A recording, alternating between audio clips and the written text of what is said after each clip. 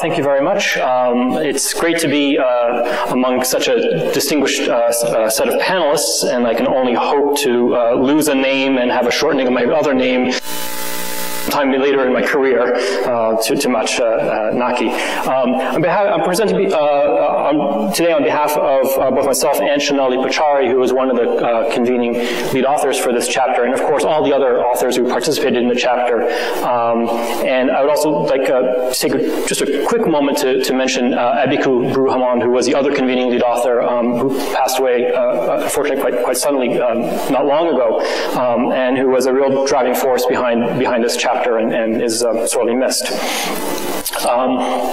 So I'm not going to dwell on this map because you've seen it, I think, a few times.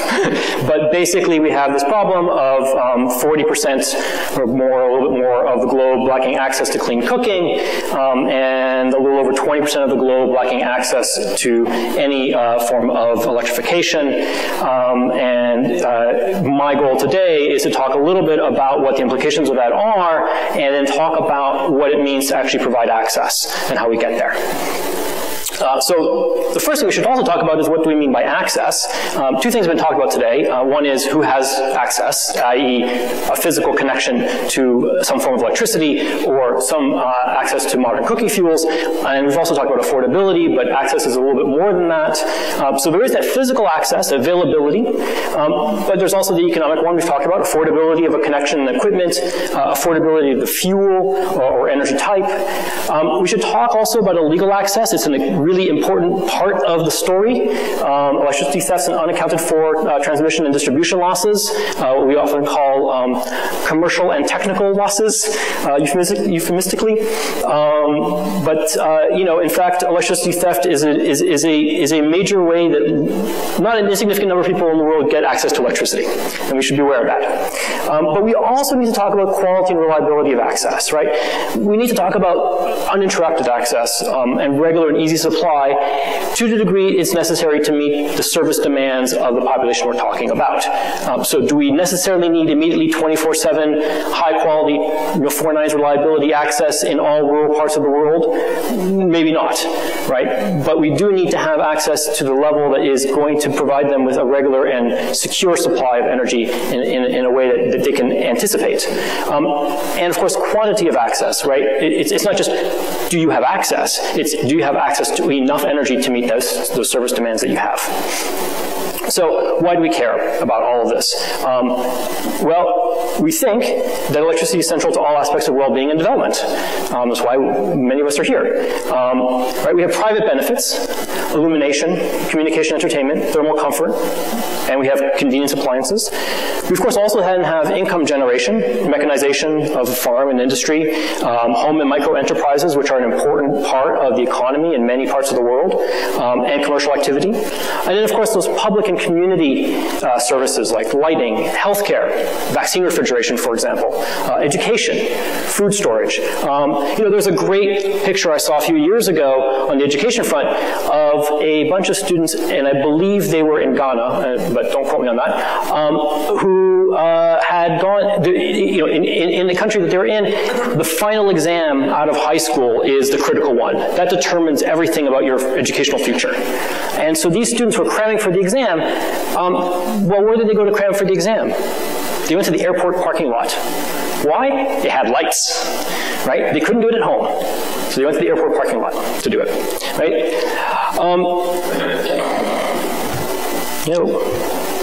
There we go. We also talk about solid fuels a lot. I want to talk a little bit about the negative consequences of solid fuels. By the way, I don't think anybody yet has shown a picture of what we're talking about. So here's a picture of what we're talking about, right? Somebody in their home, at the hearth, putting literally sticks of wood into an open fire and cooking with it. So, social costs. Roughly 4 million premature deaths a year from household air pollution. Kirk has talked about this. And somebody talked about time earlier today. You know, between 1 to 5 billion women hours lost annually in collection. And a big question, of course, is how do you value that time? It's both a technical question from an economics perspective, but also one in terms of how you convert that lost time into something that's actually able to translate into money to buy buy the energy technology that would allow them to save that time. It's actually a complicated problem when we think about a benefit-cost analysis perspective of this problem. And of course, the impacts on livelihood, right? Limited productive hours during the day because you don't have access to light, limited work and business opportunities. And then there's the environmental consequences, right? Local forest, land, soil degradation, CO2 emissions if biomass is unsustainably harvested, emissions of non-CO2 greenhouse gases and aerosols with higher global warming potential, and in particular, the growing evidence of sort of the strong climate impacts of black carbon or soot. So the big question then is universal modern energy access achievable by 2030? And here I'm going to take from not just the chapter that we produced, which was chapter 19, but chapter 17, the pathways chapter. You've seen some before. But before we get there, let's see where we've been. Right? Historical electrification trends show us that the United States took a number of decades to, in fact, electrify its entire population, with some slowdowns in that process. On the other hand, Egypt, China, Brazil electrified quite a large portion of the population relatively rapidly in comparison to the United States. While other places are lagging behind. India, for example, South Africa, as one of the more developed economies, or the most developed economy in sub-Saharan Africa. And if you look at sub-Saharan African countries, the picture is not very pretty.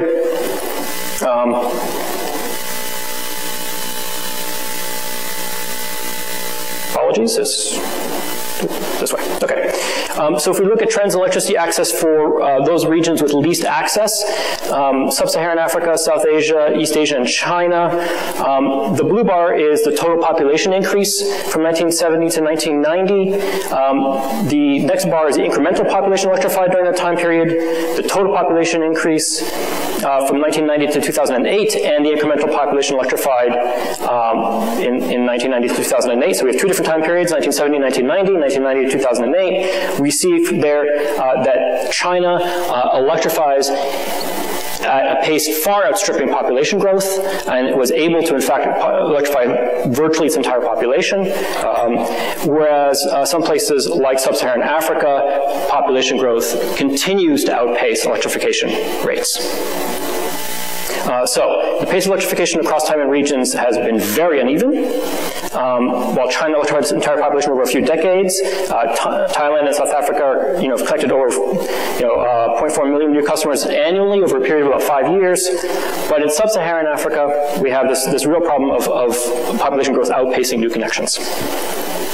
In terms of modern energy for cooking, again, looking at sub-Saharan Africa, China, Indonesia, India, the rest of developing Asia, Latin America, and the Caribbean, the number of people dependent on biomass alone has declined slightly between 2000 and 2009, largely due to reduced dependence in China, but we have this large reliance in China on coal and on charcoal in sub-Saharan Africa, and so we still have these 3 billion people dependent on solid fuels. And as Kirk has pointed out, I think very, very well earlier, we could talk about relative proportions and everything else, but fact of the matter is solid fuels have remained essentially unchanged over the last decades in many developing countries.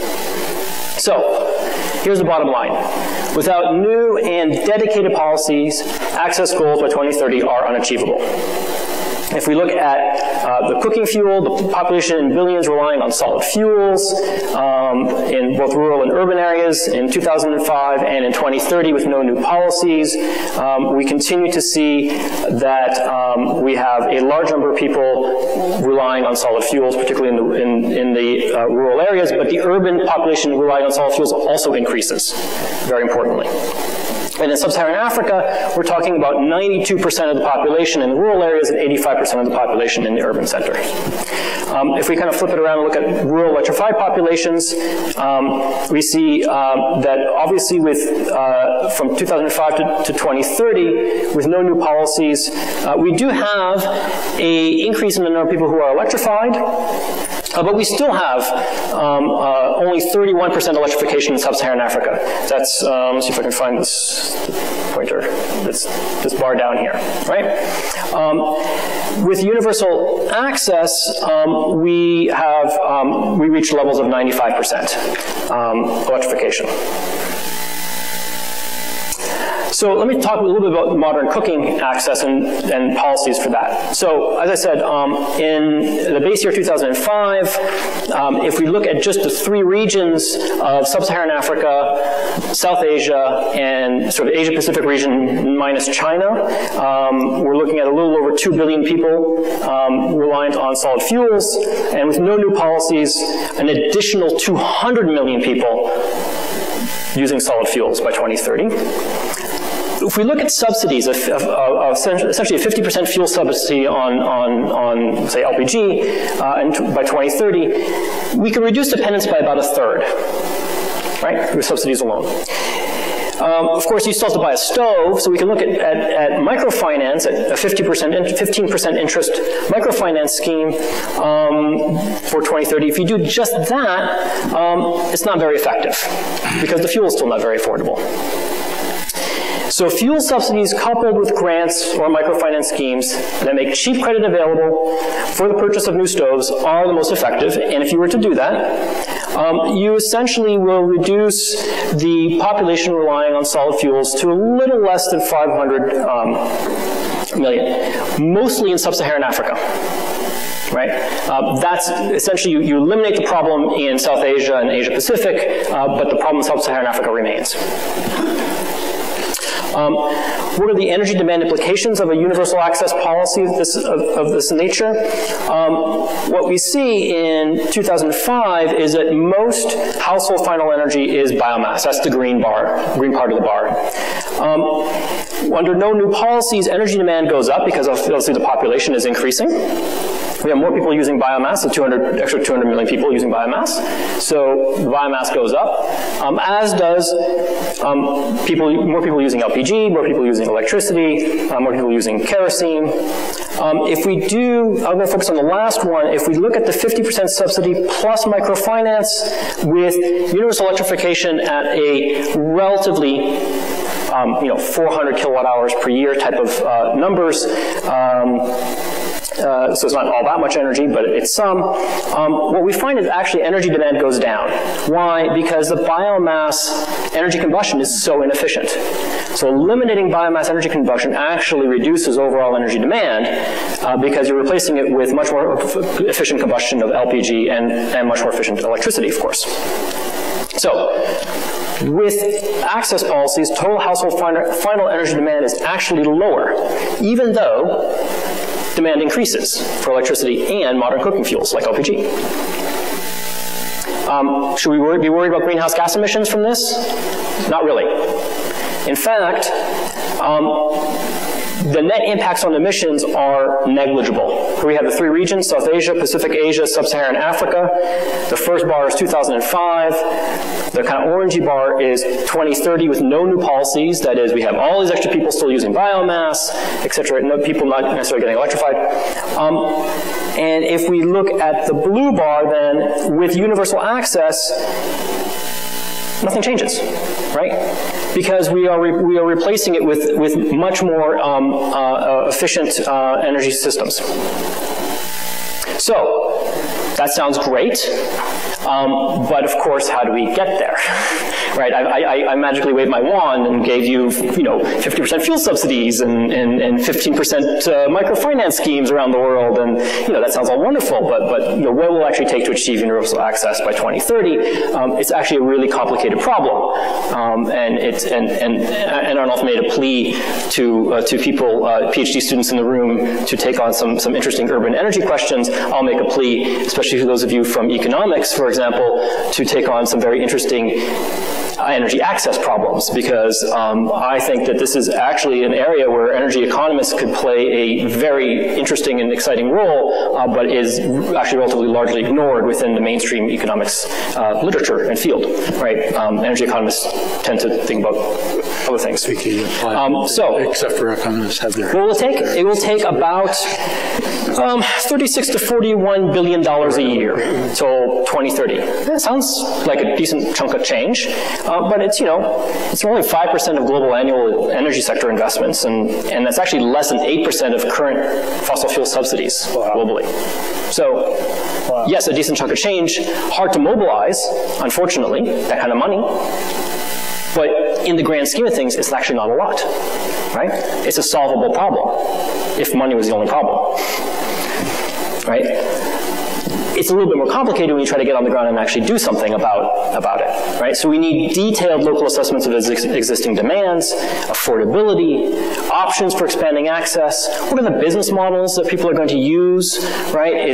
We're not talking about just grid electrification, though in the GEA, it was primarily grid electrification was what was modeled, but in fact we know that for large portions of the population, grid electrification is certainly not going to be the first way they get electricity access. In fact, the government of India has written off about 20,000 villages entirely from getting grid access anytime in the foreseeable future, right? So, you know, where are those 20,000 villages going to get their energy access from? It's clearly not the grid. So, if we're doing something that's off-grid, what's the business model, right? Is it a cooperative? Is it a local entrepreneur? Is it an NGO? Is it some public-private partnership that's doing this? If we're talking about cook stoves, are we going to harness the market for doing this? Is it going to be private sector is going to try go in and sell cook stoves and sell fuel? What's the role of the public sector? We have these different types of populations. Some of whom might be able to afford clean cooking fuel, some of them who might not. How do we create policies that allow us to target those different sectors in the best way possible? The private sector is going to play a role, clearly. But we do need focused and sustained government commitment and targeted and responsive policies, right? I'm not a big fan of subsidies. I know a lot of people in the room are not a big fan of subsidies, generally speaking, right? In this case, targeted price support, i.e. subsidies, on modern fuels are almost definitely needed. Not almost definitely, are definitely needed, right? The question is how you do it, right? How do you create smart, targeted subsidies to avoid leakage, to avoid persistence of subsidies beyond the time that they're needed, to make sure that the right people get the amount of subsidy that they deserve, right? And we also need to deal with the upfront cost. We're talking about poor populations that don't have cash on hand to go buy a new stove, don't have cash on hand to pay for an electricity connection, right? And so we need to have flexible and adequate institutional arrangements with local involvement, obviously, and enhanced capacity building, right? The capacity is just simply not there on the institutional front, on the technical front, to deal with this problem. And like I said, I mentioned business models before, we need new business models and mechanisms to incentivize the private sector involvement, including through cost recovery. And I'm done. Wow. Okay, my 0-minute mark.